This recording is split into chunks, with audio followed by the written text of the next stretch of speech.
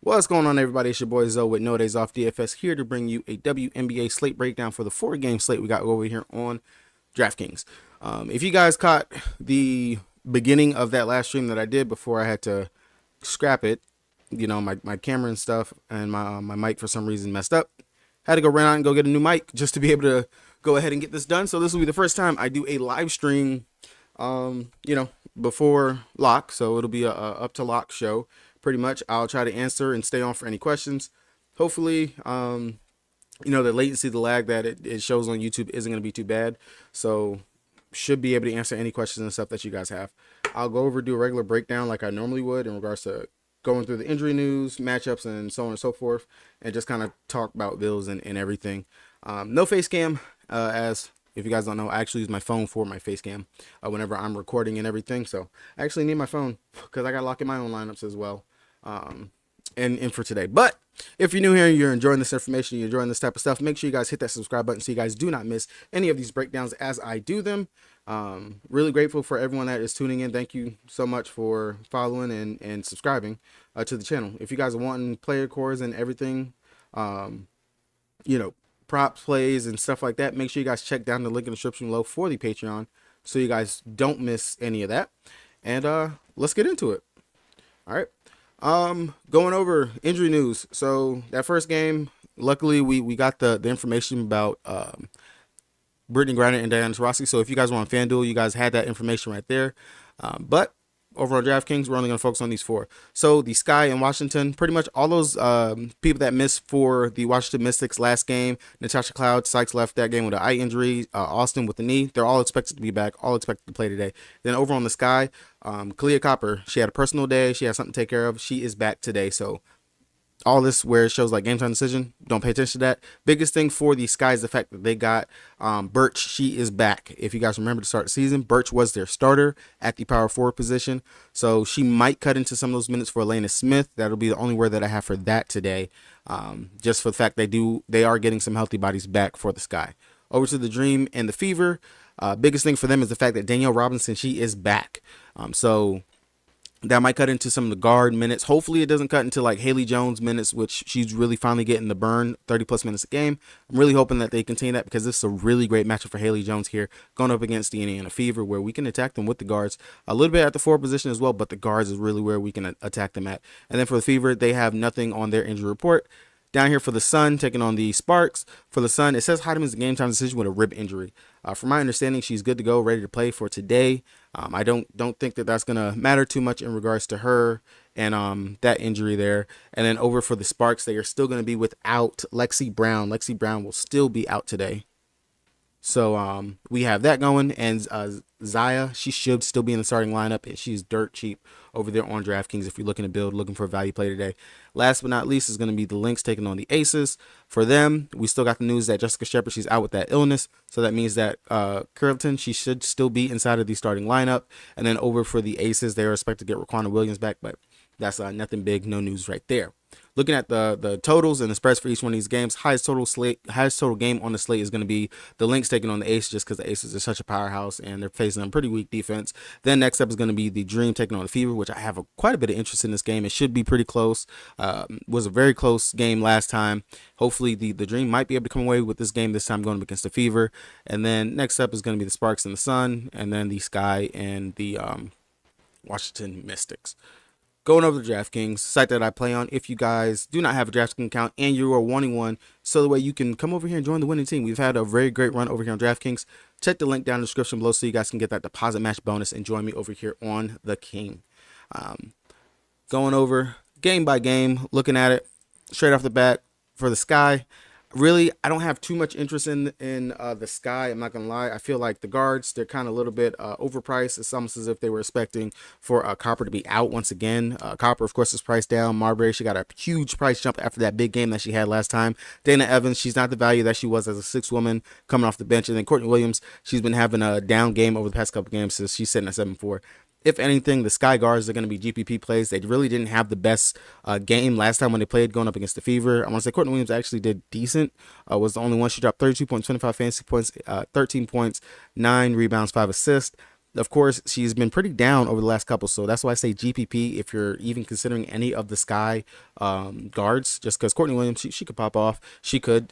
Typically, whenever it's a tough matchup, going up against top tier teams, she will try to step up, things of that nature. And then Copper, she's coming off of that extra rest. It was only a personal day, so it's not like she's injured. Definitely another player we could take as a GPP. She only had 22 fantasy points in 28 minutes in that game, but like I always say, whenever it comes down to going up against Washington Mystics, they're number one defense in the league for a reason, but they lack on the offensive side. That's the only problem with them. But they're pretty good at the guard. You have three great guard defenders in Atkins, Sykes, and Cloud. So that's why I typically don't pick on them with the guards. And then Marbury, she's just way too priced up, where there's some other guards that we can go to instead of her in this position to spot. Going over for their forwards, Elena Smith at 10K. I'm not going to pay that much, especially for the fact that, you're going to have Birch coming in, messing with that rotation. So I'm not too interested there. And then Elizabeth Williams is someone I typically don't target, except for in GPPs, just because she's way too priced up.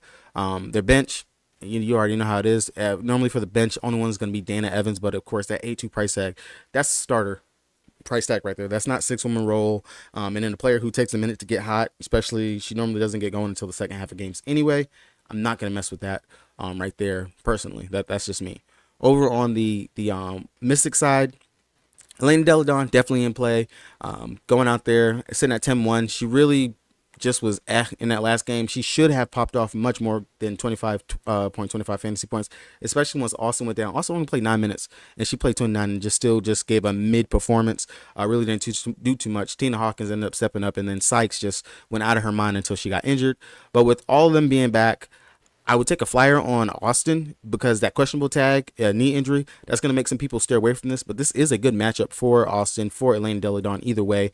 Last time playing against them, going up against the Sky, in 30 minutes, she dropped 35.75 fantasy points, sitting at 9.5, where you got some of these other big priced up forwards. People are not going to look at Austin. She's going to be single digit ownership. Definitely someone who can win you a GPP or something like that. And I don't hate the price tag. Don't hate her position here. They're telling us that she's pretty much 100% to go. She's good to go for this game. Unfortunately, you got to take the coach's word for it. Definitely be a player I would look at to take. And then Elena Deladon, if you think you're going to get a big Elena Deladon game, I would go there. But there are other forwards on the slate that I would consider. Definitely still playable in cash. For sure, if you're looking her way, if you land on her, definitely a player I wouldn't mind putting in my lines if I fell on that. Walker, 4-6, not with Cloud and everyone back. I mean, she's getting remember this right here, she got the run just for the fact that Cloud was out and Sykes went down, so that's why she got some more guard minutes. Lee, she's been getting burned and run. I know that this will be her last game before she goes overseas to go compete in the Asian Cup. She played 27 minutes. She got the start last game, but before that, she was getting double-digit minute run. I say maybe about 15 or so minutes she should get in this game, but she's a scorer. If she's not scoring, she's not really doing too much for us out there. And at 4-1, I think there's a couple other value plays we can go to that are below 4K today. That'll pretty much make building whatever you want available on this slate. Besides that, Hawkins, 3-5, unless you expect the game to be a blowout. Not really going to go there or look at that one right there. Going over to the Dream, looking at them. Rainey, she's in a great spot. She has really great history going up against the Fever. 9-4, I do not hate this price tag or spot for her.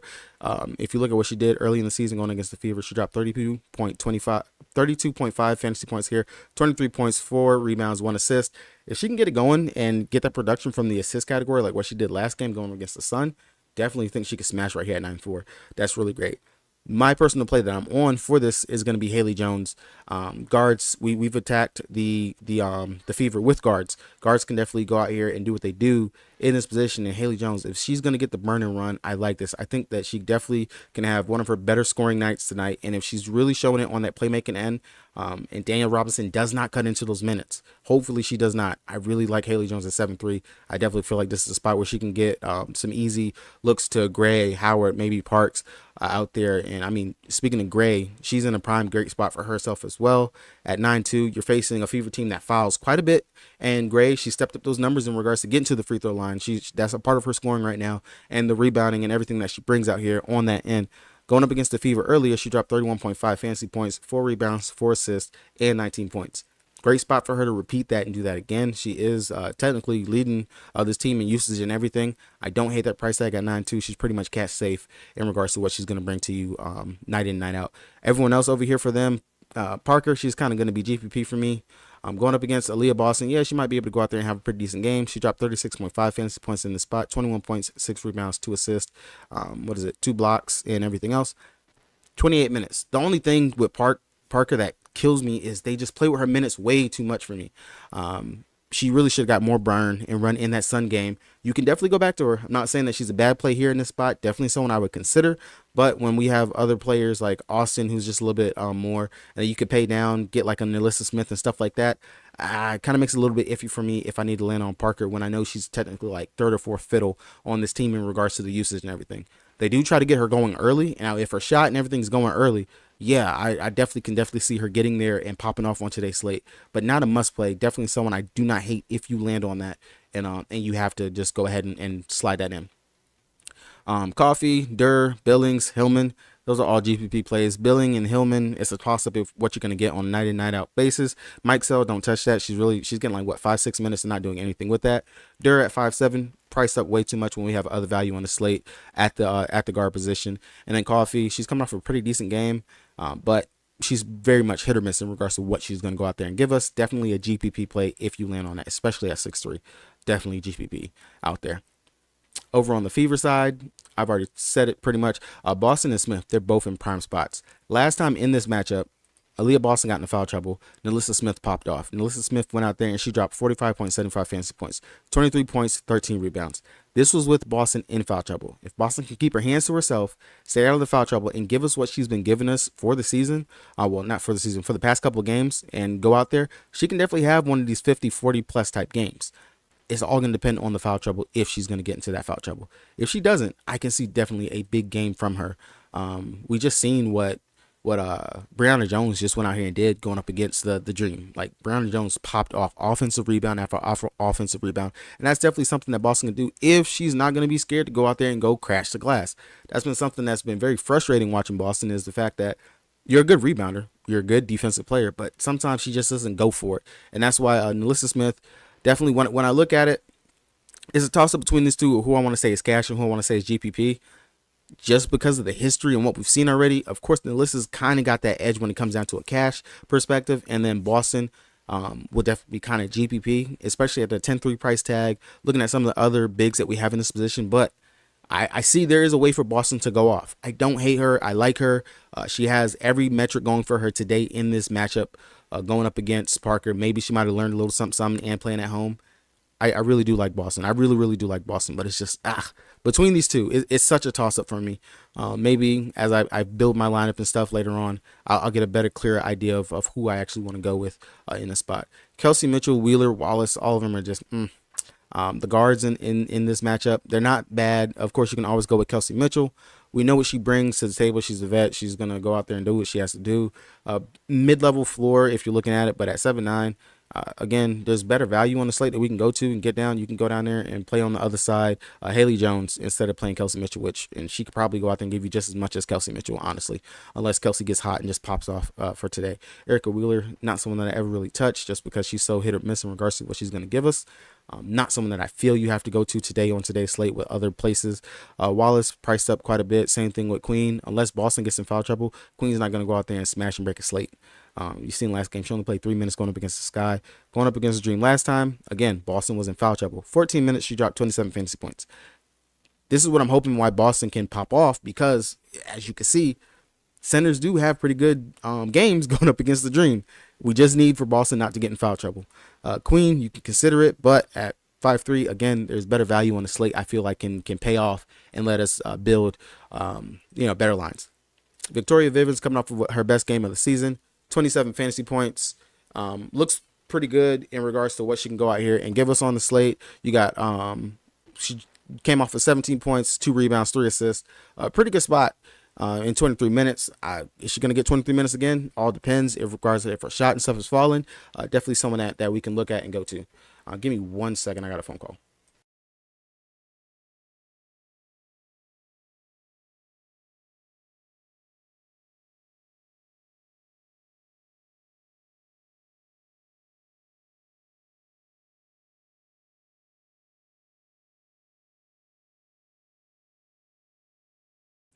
All right, my bad. Just looking at everything else. Make sure my mic is still working. Yeah, okay, we're good. Everything else from over here, Lexi Hull, Berger, all of them, mid-level plays. Not really nothing that we're looking at over there. Going over to the Sun, taking on the Sparks. Of course, you can never go wrong with AT. AT is cash safe practically in my eyes. She has the usage and everything for this team. She does it all in regards to scoring, her rebounding, her assisting. All that is there for her, and then what she could bring on the defensive side. In this matchup, this is a smash spot for Brianna Jones. Brianna Jones has the metrics in regards to the fact that centers have been having pretty good games going up against the Sparks. If you feel like Brianna Jones, especially the fact that she's coming off of a very big game, she dropped 50.75 fantasy points. Keep in mind, this game went to overtime. That's why she logged 42 minutes. 28 points, 2 steals, 13 rebounds, 1 assist.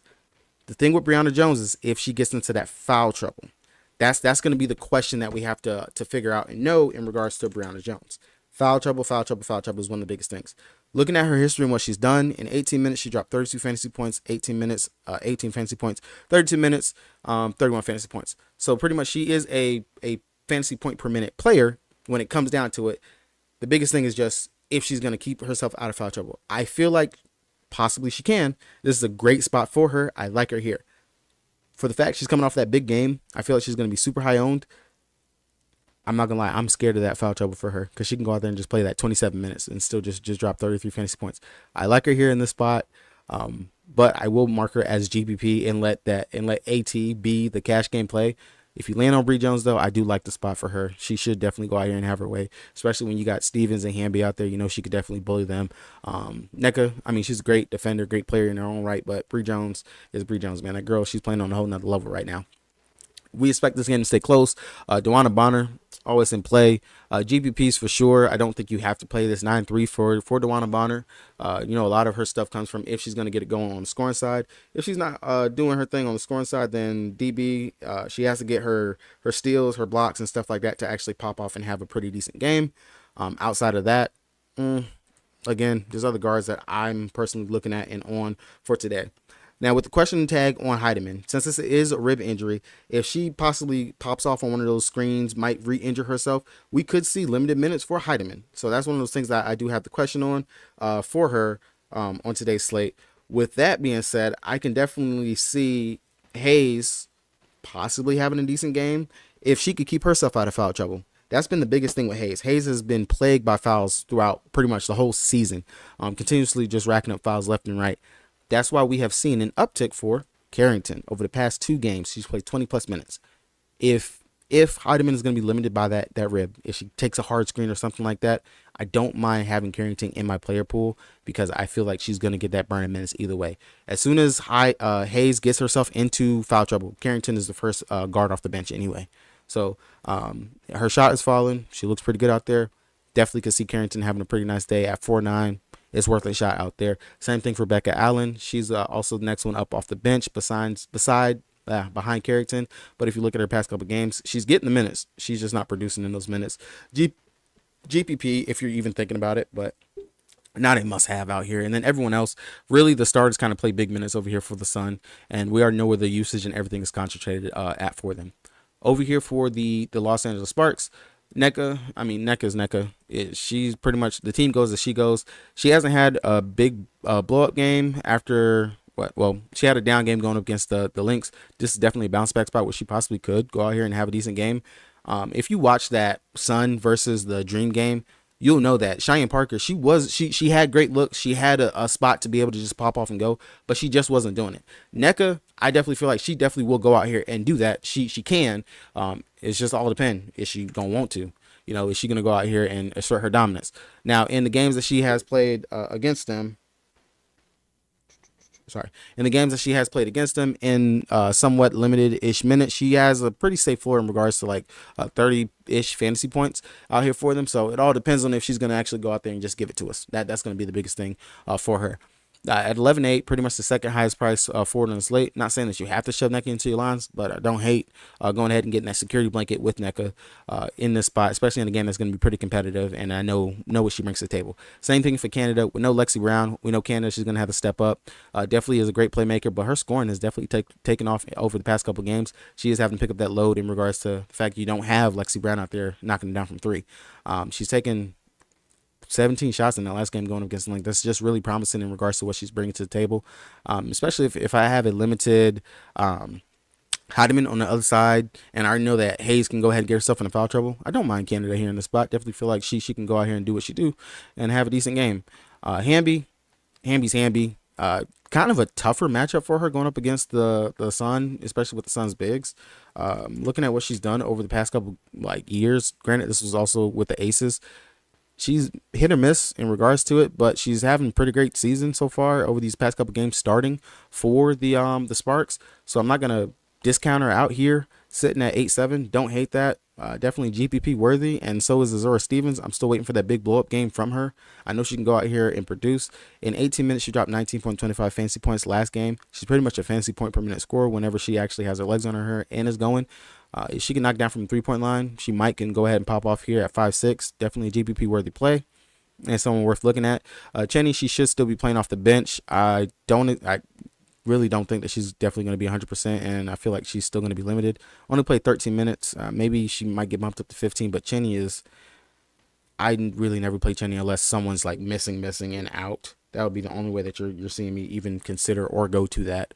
Outside of that, nah. Carly, if she's going to get the start, I don't hate her here at 5'8", but there's other guards and stuff I'd rather go to. She didn't get the start last game, which is why I have a lot of interest on Zaya. She got the start. She played 25 minutes. She really didn't do too much in those 25 minutes. But if that shot and stuff can fall, I know she can go ahead and deliver at least like a 15-ish plus fantasy point game.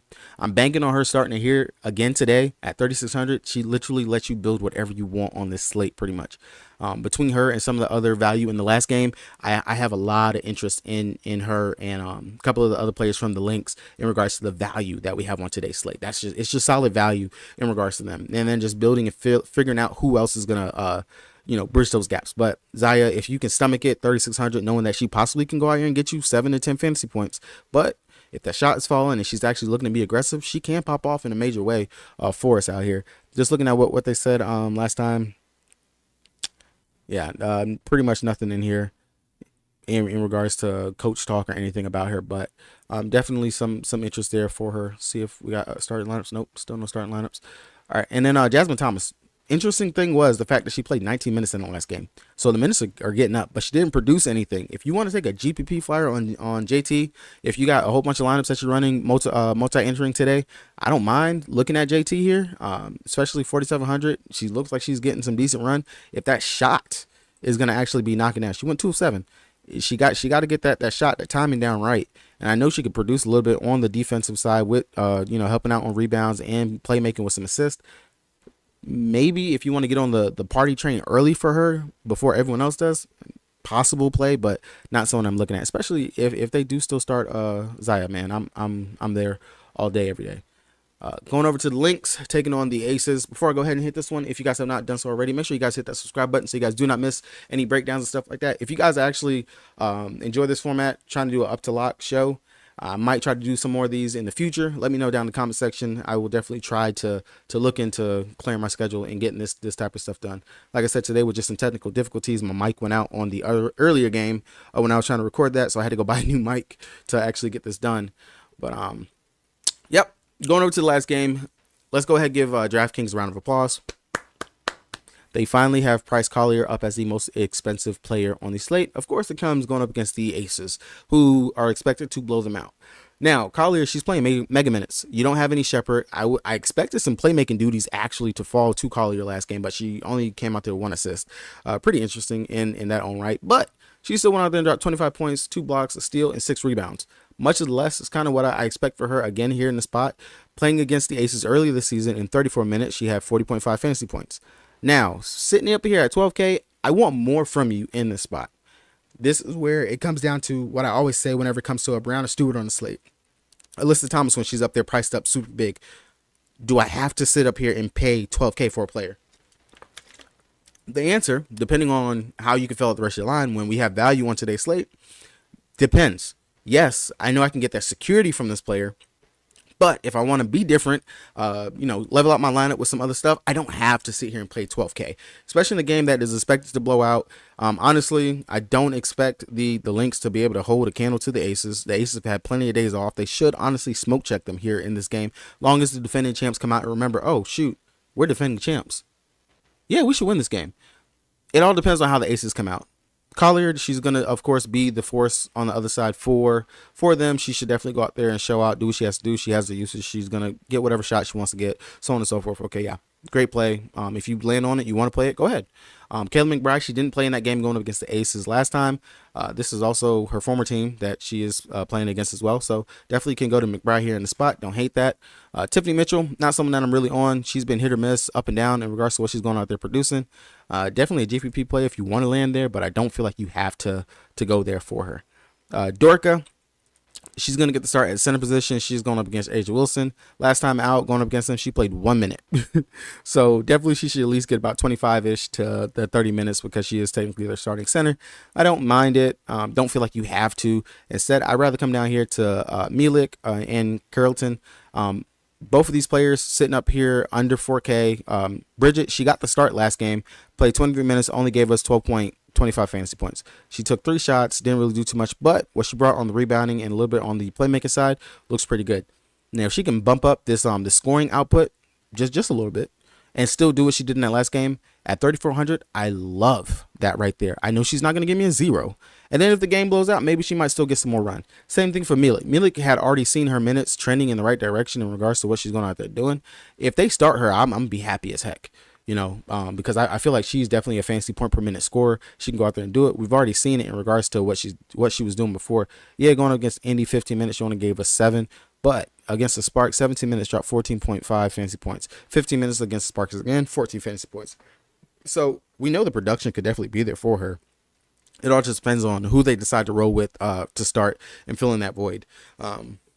So I have some interest in both of them. And then Banham, it's kind of crazy. That last game she popped off 26 minutes, dropped 21 fantasy points, was technically their best playmaker out there for everybody, dropped 6 dimes.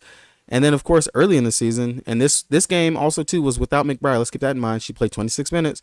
She dropped 16 fantasy points. So might ride the hot hand, definitely in consideration. She went 2 of 4 from the field. I know she's technically a 3-point specialist. I really don't expect too much of the playmaking and stuff from her, but I know it's in her bag and it's there.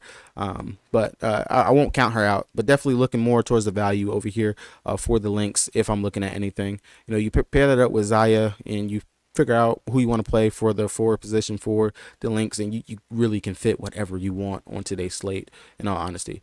Going over here to the Aces, of course, Asia. It's Asia. Asia should go out here, dominate. Can't nobody stop her. It depends on what kind of game she wants to play.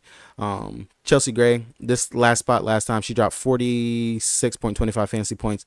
It's another smash spot for her. We know she can go out there. If she wants to score, she's going to score. But typically, she's out there to do the playmaking. So it all depends on what she wants to do. Even in the game where she scored 8 points, she had 3 steals, dropped 31.5 fantasy points. So I know the floor is kind of pretty good for what Chelsea Gray is going to do. Just all depends on what she wants to.